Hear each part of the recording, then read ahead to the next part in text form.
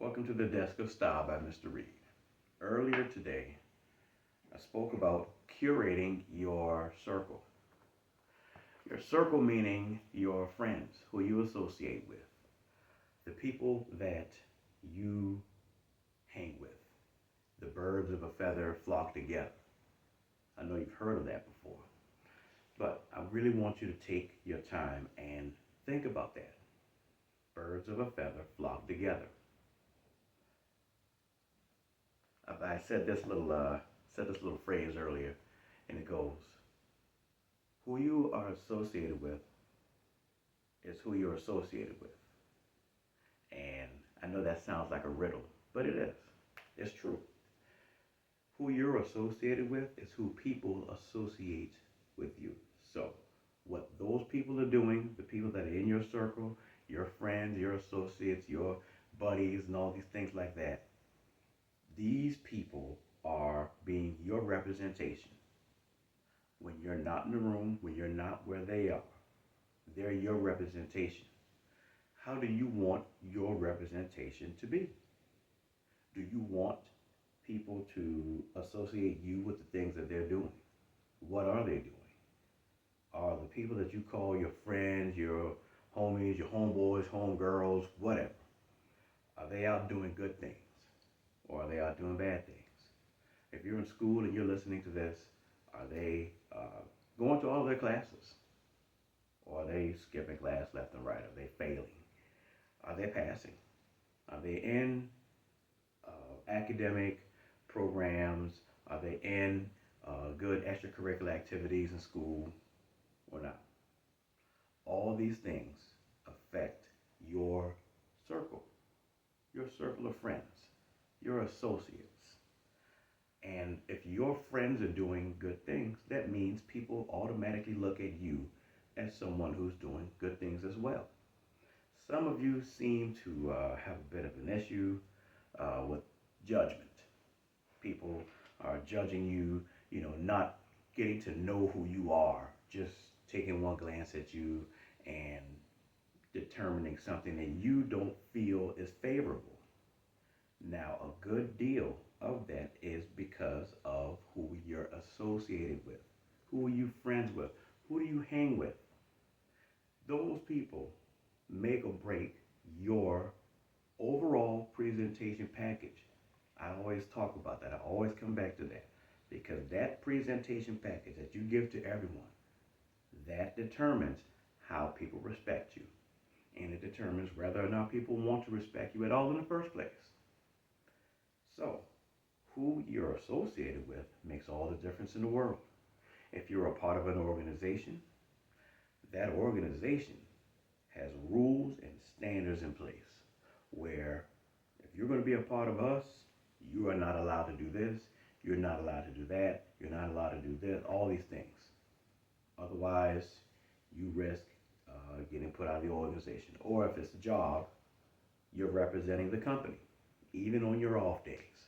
Um, According to the rules, you're not allowed to do this, you're not allowed to be seen doing that, you're not allowed to be affiliated with this thing, that thing, the other, you're not allowed to come out here and say this and say that on the internet. All these rules. And if you don't follow those rules, then good chance you're fired. Um, but this is an example of your associations either being at work for you or being at work against you.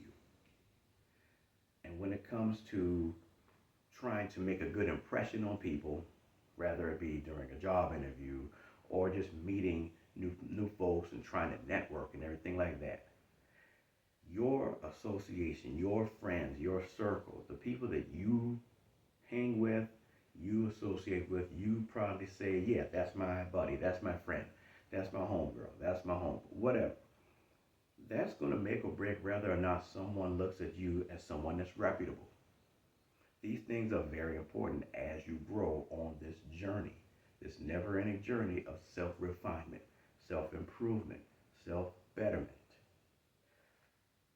Your mental diet that I spoke of earlier is also uh, including your friends because Who do you speak with more than anyone else? More than likely, your friends. If you are married or in a relationship, um, you're kind of in a close second because really the friends are who you're going to be talking to most. That's the reality of things. So all these things go into your mental diet. Who your friends are, what they're about, what things are they talking about, where are they trying to go in life, how are they going about doing these things. All these things play a part in your mental diet. And like I said earlier, your mental diet determines what you think, what you believe, and your judgments. So you see how important making sure that you are surrounded by the right people really is to your life. It is so important. Let's see what else I've got written down here. Yeah, so the thought process is simple. If your friends or your associates, if they're out doing certain things and it's known that that's your friend, that's your person that you hang with, then more than likely someone's going to just associate you with those things that they do.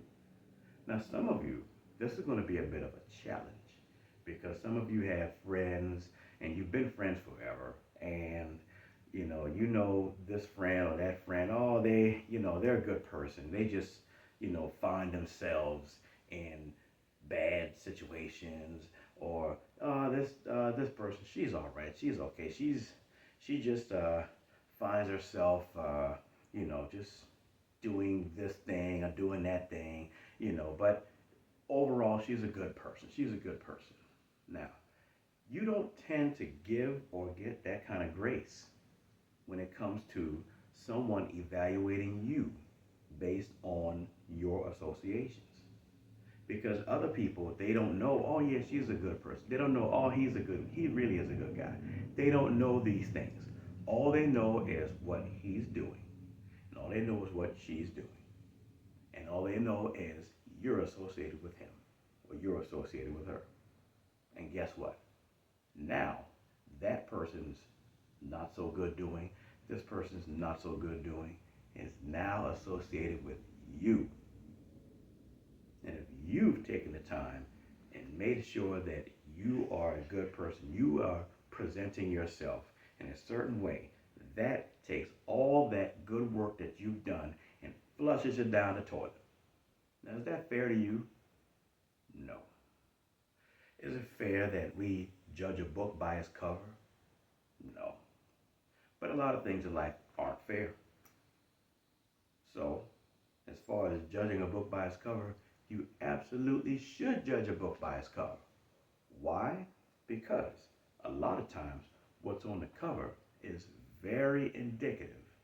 And that's the word for the day, indicative. What's on the outside, what's on that cover is very indicative of what's in that book. I have never seen a book that said on the front cover, how to cook stew 27 ways, and then you open the book and it's talking about real estate. The two don't mix. So, absolutely judge a book by its cover. You should. You're supposed to. Also, it's going to happen anyway. Everyone's going to judge you by your cover, by your overall presentation package. Your overall presentation package includes your friends, your associates. So, since it's going to happen anyway, it's very, very important that you take the time and look at who you are associated with. Who's in your circle? Are you surrounded by people that are doing good things? If you're in school still and you're listening to this, are you associated with people that are making good grades, that other teachers approve of, folks associate them with, having good academic background, having good academic achievements, extracurricular activities. They're excelling in these things. Are you associating yourself with these type of people? if you are out of school and you're out in what we call the real world, are you associating with people, especially if you're younger? Okay, your 20s, early 30s, are you associating yourself with other folks in your age range that are trying to excel, trying to get better, trying to get themselves solidified in their careers and in their life, doing positive things? And I know that can be kind of boring, doing the whole get yourself together thing. That could kind of, it's not fun. And you're younger, so you want to do more fun stuff. The boring stuff wins. Let me tell you something. The boring stuff wins. Um, Having the boring lifestyle, it wins. Um, Even if you're an investor, investing in the boring stuff is steady and it wins. The routines, sticking to routines every day, your entire day, from the time you wake up in the morning to the time to go to bed at night, if you've got routines and systems in place for everything, and you follow those systems, follow those routines every day without fail, it's boring, but it works and it puts you in the best positions. So, when it comes to finding your tribe, if you will, your friends, the people that should be your friends, you have to be purposeful about that. You have to be. You have to really look at who this person is. Why should I associate myself with this person? What are they into? Could they help me if I'm in the jam? It would be beneficial if I was making friends with someone who is in this field, because if I have a situation come up, or if I know someone that has a situation come up, and I've got a friend in my circle that does that specific thing, well, there you go. You can cut the Google search out right there. There's my friend right there. My friend can help me. If you've got another friend that works in another field, okay, well, if a situation comes up and that's their profession, oh, let me talk to my friends. Let me talk to my circle, and so forth and so on. Now, here's the key.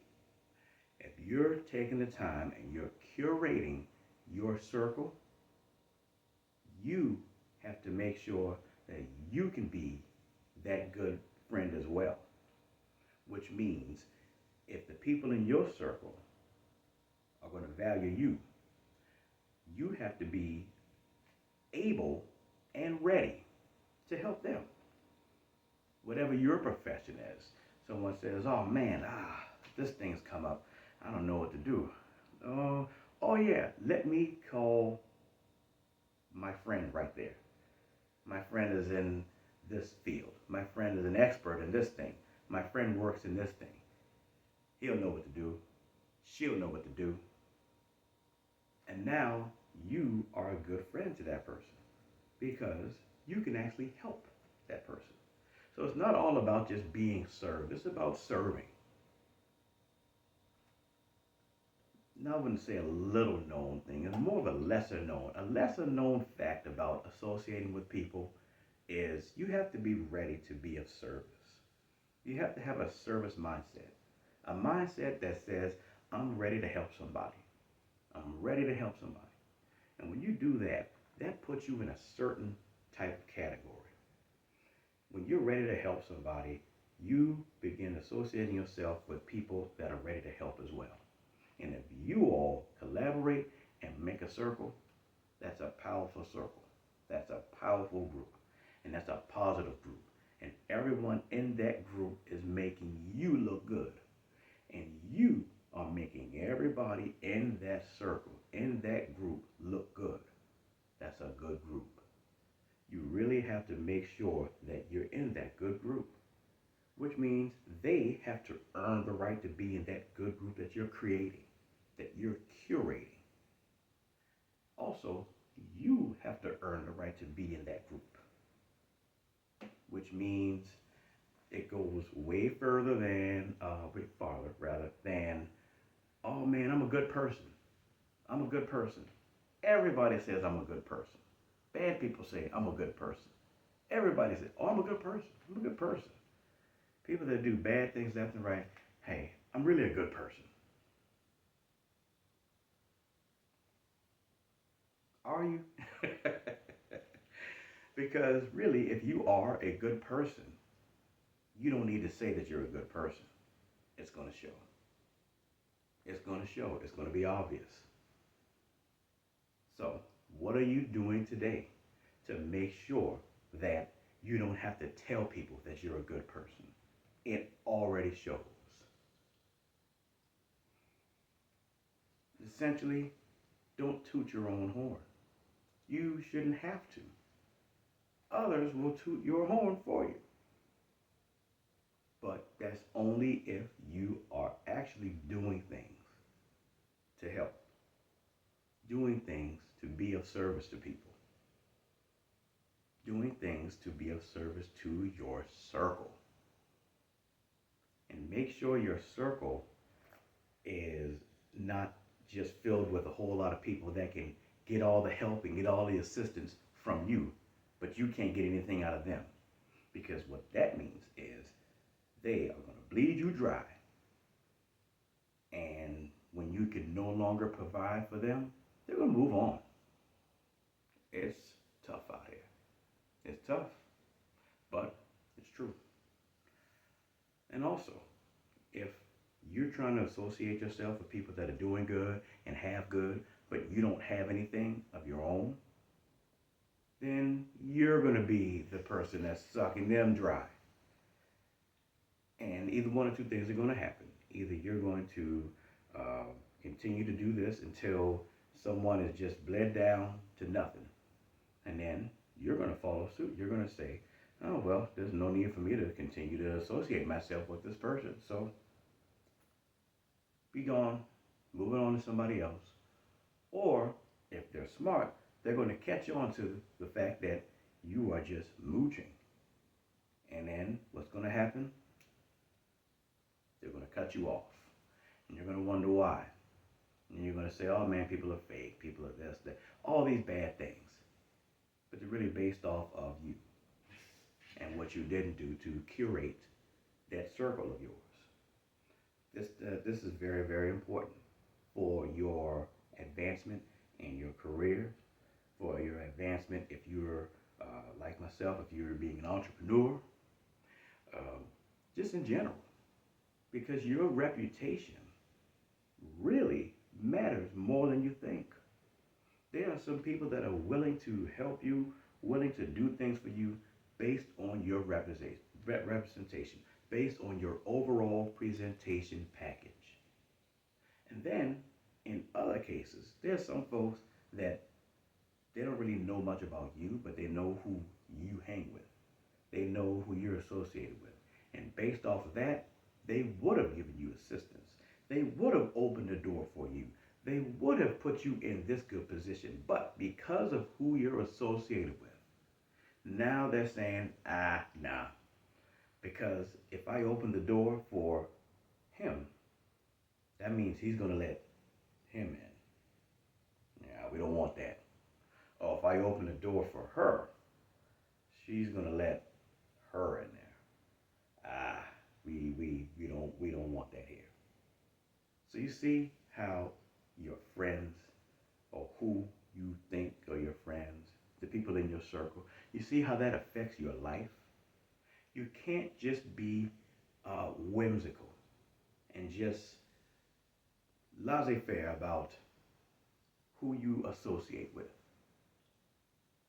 It follows the same kind of rules and the same kind of things as when you're trying to have a relationship with somebody. If you're not purposeful about getting into that relationship and being in that relationship and being more service minded, even in that relationship, then that relationship's not going to be a good one because you didn't really take the time to curate yourself and you didn't take the time to curate what the relationship's going to be. And with who? Same rules apply here. With your friends or your associates, your circle, if you don't take the time and you curate really pay attention to who you're going to be associated with, then what's going to happen is you're just going to be hanging out, with folks that you just meet by happenstance, and everything started out with a high five and, oh yeah, hey, you like sports? Yeah, me too. Let's be best friends. But you haven't taken the time to get to know that person and understand that now who they're associated with, the things that they get into, are now going to be connected to you, even if these things are of no interest to you and you have no connection with that. Now people are going to see you and say, "Oh, well, I was gonna offer you this business deal here, but you kind of associate with a lot of this thing, that thing, the other thing." And while you're sitting there confused, no, I don't do that. I don't get into that. No, that's not what I do. No, I don't understand what you mean. Well, it wasn't you. It was who you were associated with. That person, those people, the things that they get into, the thing that they projected out there. Because you are associating yourself with those people, now those things are associated with you. So you have to be very careful about curating your circle. Now, this can be a bit of a daunting task because there's a lot to actually think about. There's a lot to consider when you're curating your actual circle. So,